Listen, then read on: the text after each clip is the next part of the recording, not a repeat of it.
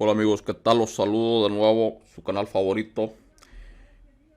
Vamos a traer la segunda parte del video del gran Stuart Surlow. Ya saben que esta conferencia es muy larga, vamos a traer más traducciones de Surlow.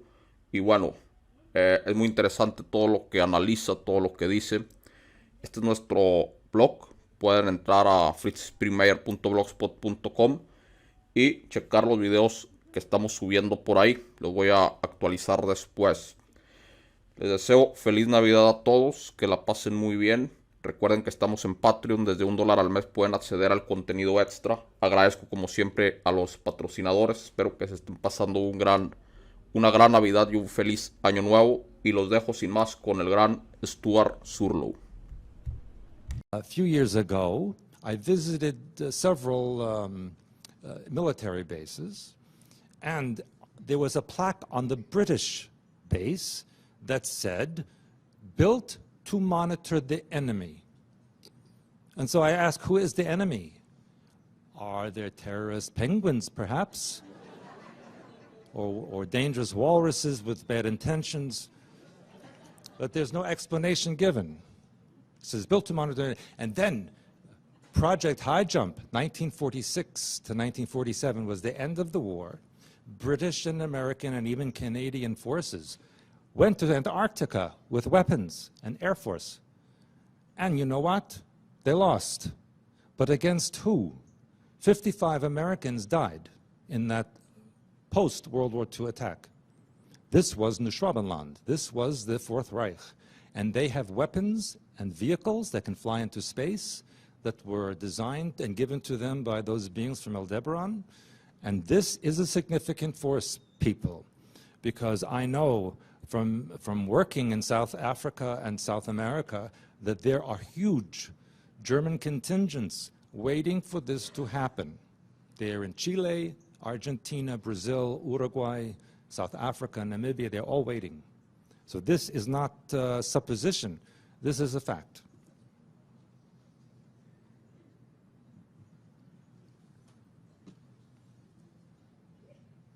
These are just different type of humanoid type. And when I say humanoid, that means they look kind of human, but maybe not exactly.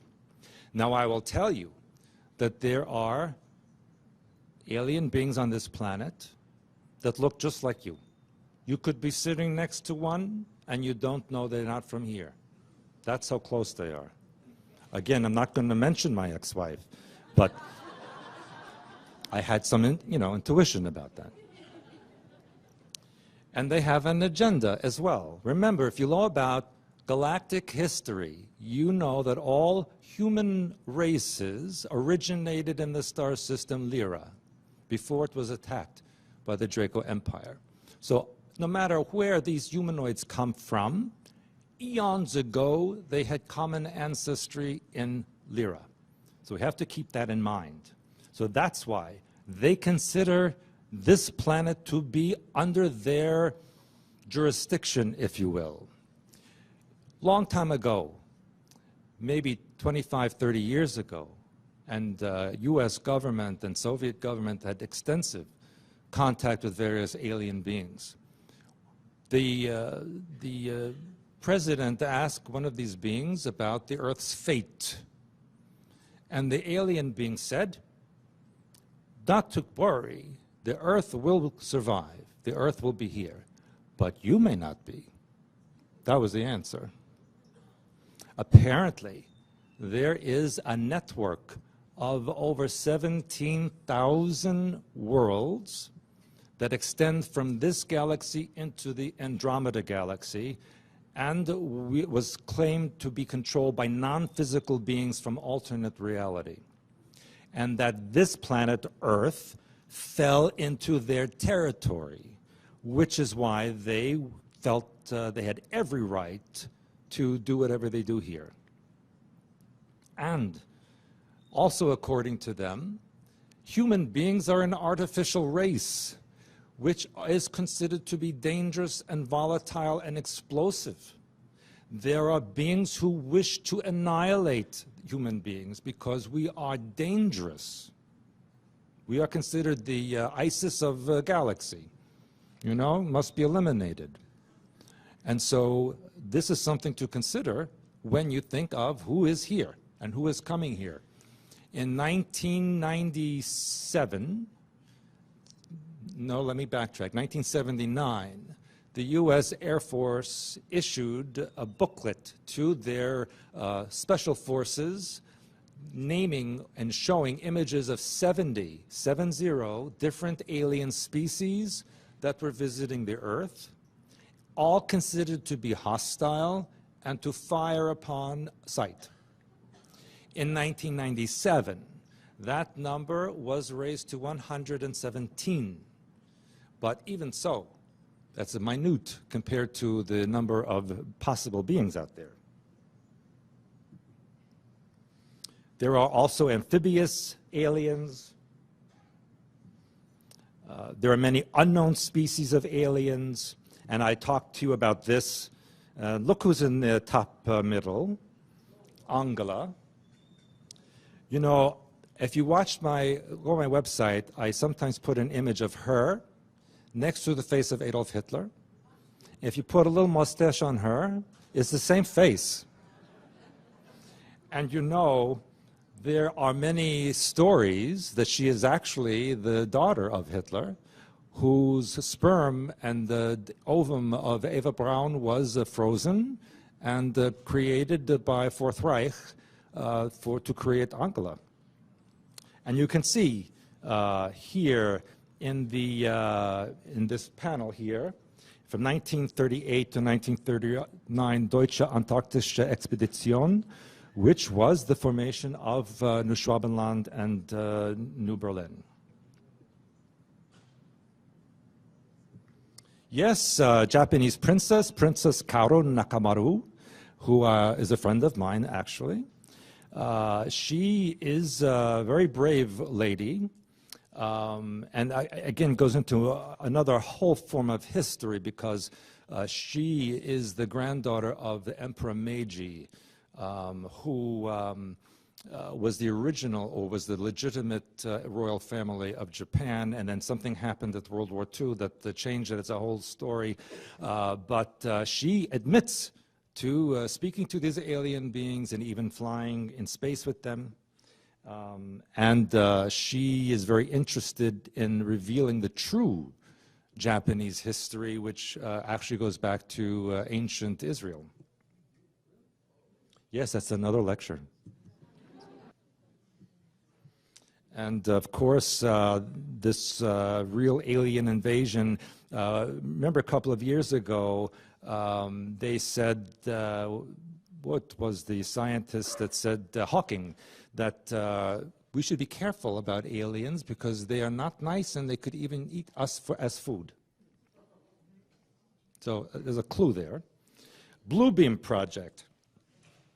I talked to you about this, and on the bottom right, you can see the image of a spiral that appeared over northern Norway a couple of winters ago. And this was a revelation of the Blue Beam Project as transmitted from satellites in orbit. And you can see on the top right there how that technology is accomplished through cameras and lenses, and actually using 3 different beams focused on the same point, which create a multi-dimensional image that looks very real. And you can even make them move. And you can even create religious figures in the sky that will actually speak to you in your mind using mind transfer technology. Because every word and every language has a particular frequency. So if you can translate each word from every language into a frequency, and then transmit that frequency to your brain, you will hear commands in your own language that can usually take the sound of your own voice so that you think it's coming from you, or it can be changed to make it sound like the voice of a religious figure, political figure, etc. When the U.S. captured, I shouldn't say captured, but when they shot down a certain alien craft, and some of the occupants were alive. Many of these beings have no verbal language. It's only mind transfer. And so when the interrogators would sit with them and interrogate them, they would hear the answer in their mind in their own voice. So it was as if they were answering themselves. So it gets very complicated, and you will notice I use the word alien, not extraterrestrial. And I know I've mentioned this many times in many lectures, but for those who have not heard, there is a legal difference in the United States law between alien and extraterrestrial. By law, an alien is a physical being from this physical universe who is not from this planet. An extraterrestrial can be a borderline physical or non-physical being who may not necessarily be from this universe. So, by law, U.S. law, it's illegal for a U.S. citizen to have contact with an extraterrestrial. It does not say you cannot have contact with an alien. The reason is alien contact can be monitored physically, extraterrestrial cannot. So it's illegal for you to communicate with them or contact. By interest, on the same page of law, it's also illegal for U.S. citizens to have unsupervised contact with dolphins. They may tell you something that they don't want you to know. And this is just the network of the satellites out in space. Yes, here's the global map, but you should know that there are openings at the North Pole and the South Pole. The opening at the North Pole is approximately 1,300 miles wide. The South Pole opening is approximately 900 miles wide, but covered in mostly ice, so not visible. If you look at a picture of the Earth from space, you will see it's not round, but has flattened top and bottom. And that's where the depression starts to go in to the inside of the Earth. I recently saw an old video of Admiral Byrd giving an interview. I believe it was from early 1950s on television, NBC.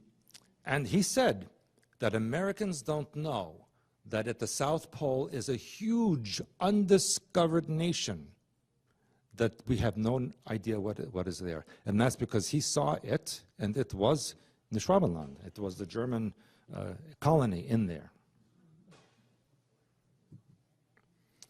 I know I'm going to many different topics, but these are things you need to know. CERN, or the Hadron Collider, it is not for the purpose of discovering the so-called God particle, but rather it is to create a collapse of alternate universes into this one, where the Illuminati have already gained control. So they are tapping in through those vortices that I mentioned to you earlier by knowing the frequencies of those alternate realities and merging them into this one. Now here's the good news. Good news is that those beings in the Kuiper Belt are sabotaging this. And that is why this CERN has shut down more times than it started up. Every time they start it up, there's a problem. It's sabotage.